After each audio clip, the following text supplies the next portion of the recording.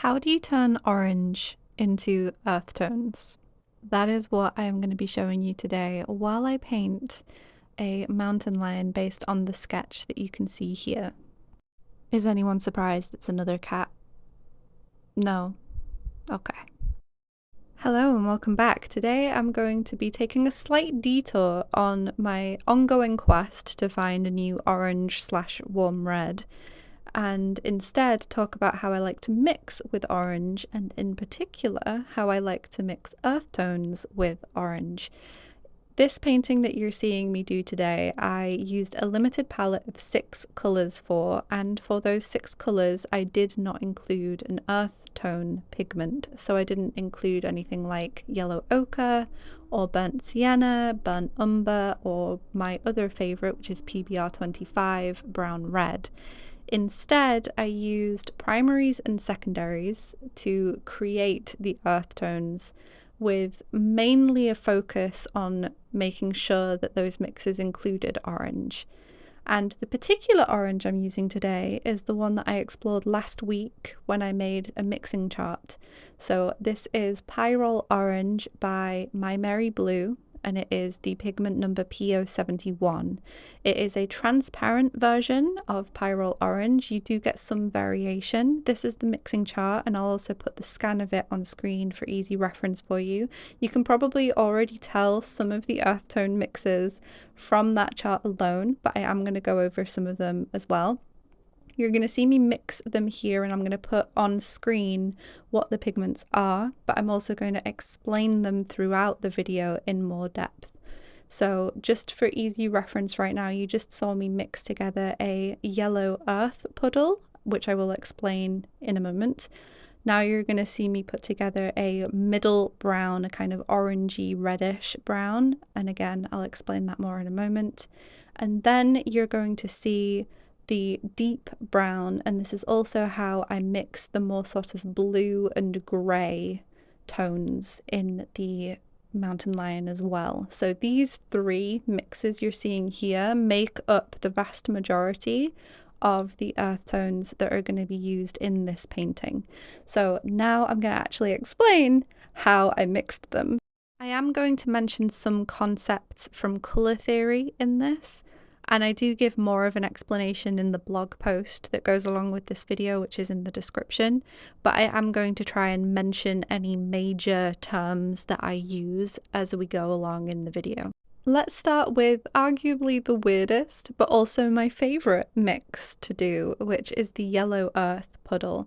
This is one of my favourites simply because yellow is a very weird colour when it comes to colour theory. So it's one of the ones that I love to talk about with other artists when we're nerding out about colour theory and mixing. For this particular mix, I'm going to be talking about something in colour theory which is called the colour identity. Yellow only retains its colour identity within a very small range. As soon as it starts to lose some of its chroma or saturation, or it starts to become darker in value, it no longer looks yellow. It loses its colour identity. Another example of this happening, if you're confused by what I mean, if you add white to red, it starts to look pink. It no longer looks red. It loses its colour identity. So when you are neutralising a colour in basic colour theory, you'll often come across the idea of using complements, and we will get onto that in the other sections in this. The complement of yellow is purple, and the whole idea about complements is that they will neutralise. So you would assume that yellow would end up becoming more of a yellow earth tone by adding purple to it. In practice, whenever I've done this, it doesn't matter how little purple I use, I do not like the way it neutralises yellows. It ends up looking really murky in a way that I do not personally like. So instead, to neutralize, to produce a neutral yellow, what I actually do is I use the 2 colors next to yellow. I use yellow green and yellow orange, or a middle orange.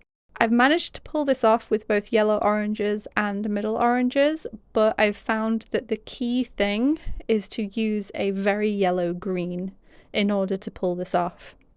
And what you're trying to do is essentially, by mixing either side of yellow, you end up making yellow, but it can't be as chromatic, as saturated and as bright and pure as a yellow. It will end up being slightly more muted. And this is a concept that I've talked about in other color mixing videos before, and I can make a dedicated video on what is happening when I'm doing this. Another example of this is mixing really muted blues, but they're still really pretty, by mixing together something like dioxazine violet and phthalo green blue shade. So mixing a purple with a green to make blue. You end up making the primary, but it ends up being a more muted version, a less chromatic, less bright version of the primary colour. This is a very weird one for beginners because you're drilled into you from the very beginning that primary colours cannot be mixed. It's very odd to explain that you can actually mix the primaries, but you're never going to reach the same intensity, the same chroma of the primary as if you just used the primary. So for this particular puddle, for making a yellow earth, I like to mix a yellow green with an orange or yellow orange to make a muted yellow. And I prefer this over using yellow and purple. Now let's move into the wonderful world of brown earth tones and how I mix them with orange. Brown has a wide variety of hues to it, so we're going to talk about a few different ones. But overall, I can split how I mix brown earth tones using orange into two categories. One is by using the complement of orange, and the other is by using the near complements of orange. So I'm going to start off with the complement. In basic colour theory, you're told that the complement of a colour is the colour that is opposite it on a colour wheel. So the colour that is opposite orange on the colour wheel is blue. However, in practice, which blue is going to complement a particular orange is going to depend on the hue of the orange. If it is a more yellowish orange or a more middle orange or a slightly more red leaning orange, this can also be called a cooler orange or a warmer orange. And in the case of pyrrole orange, the orange I'm using today, the closest thing to its complement is indanthrone blue that I own. And I was focusing on using non-granulating paints for this particular painting, which is why I went with indanthrone blue over ultramarine, even though both of them kind of complement pyrrole orange if you look at the mixing chart.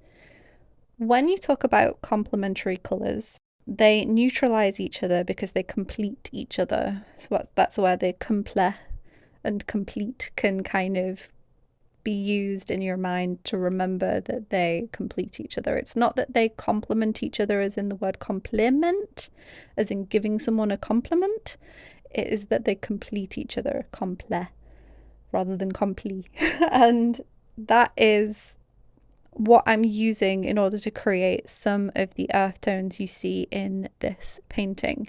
I'm using indanthrone blue to slightly neutralize the orange in order to get some pale orange tones, and then by adding more blue I start getting slightly more deeper browns, and then it becomes more of like a warm grey, and then it becomes a cool grey, and then a blue grey, then a neutralized blue.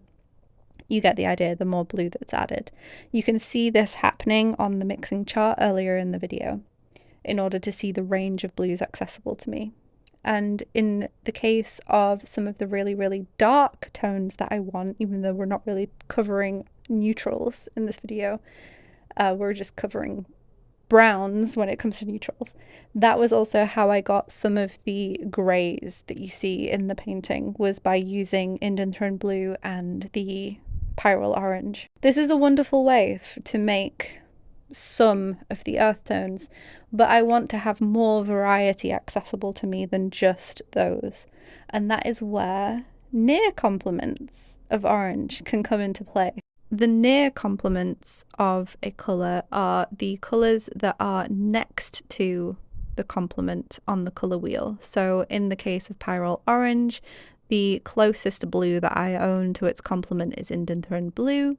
The near complements of the orange are the hues next to Indanthrone Blue on the colour wheel. Indanthrone Blue is a very muted, warm-leaning blue, so that means that it's closer to purple on the colour wheel. And the hues that are nearest on the colour wheel are going to be in one direction. The warm blues leading into blue violet and then violet. And then on the other side of Indanthrone Blue, it is going to be middle blues, then cool blues, and then blue greens.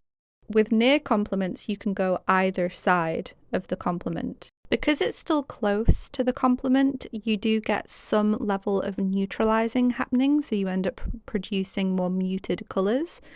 But because it isn't an exact complement, you don't end up getting it fully neutralizing. You do end up retaining some level of saturation in there. So some of the earth tones that I was able to produce from mixing together violet and orange. In this particular case, I used Perylene Violet, which is a very, very dark valued violet.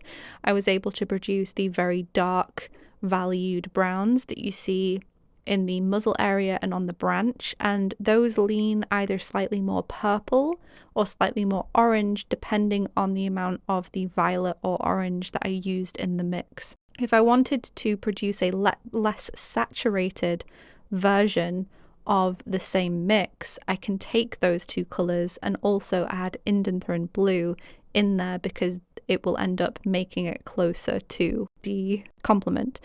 Adding the complement to it to neutralize it further. So I used that for some of them, but I did also use the other side a little bit as well. I went quite far. I went into the blue-green area and I used Phthalo Green Blue shade, and I used that for some of the sort of more earthier tones you see in the background.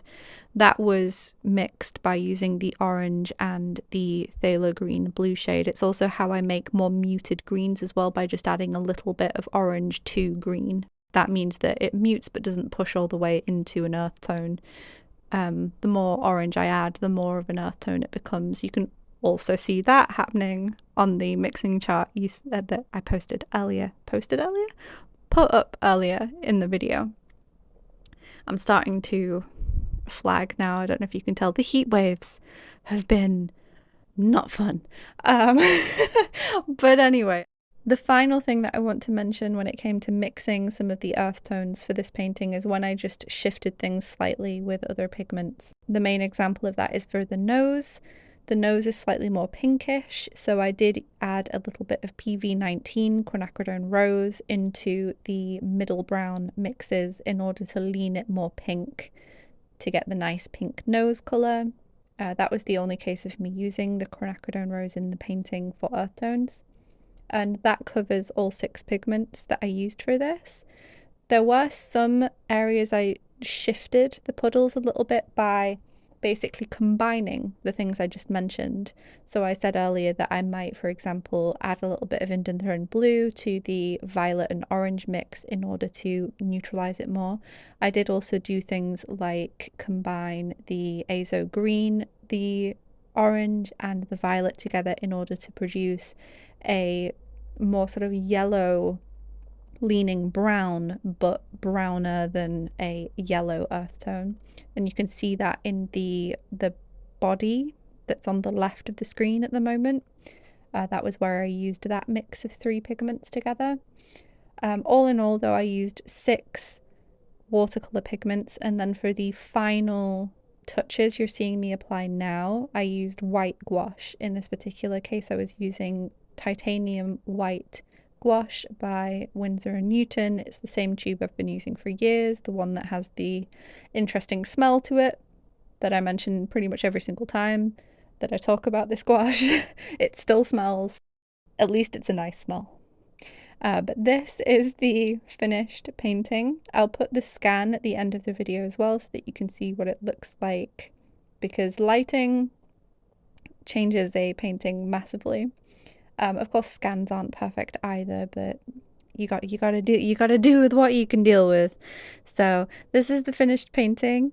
I hope that this was interesting to learn more about mixing earth tones from orange, and I will see you next time. Bye.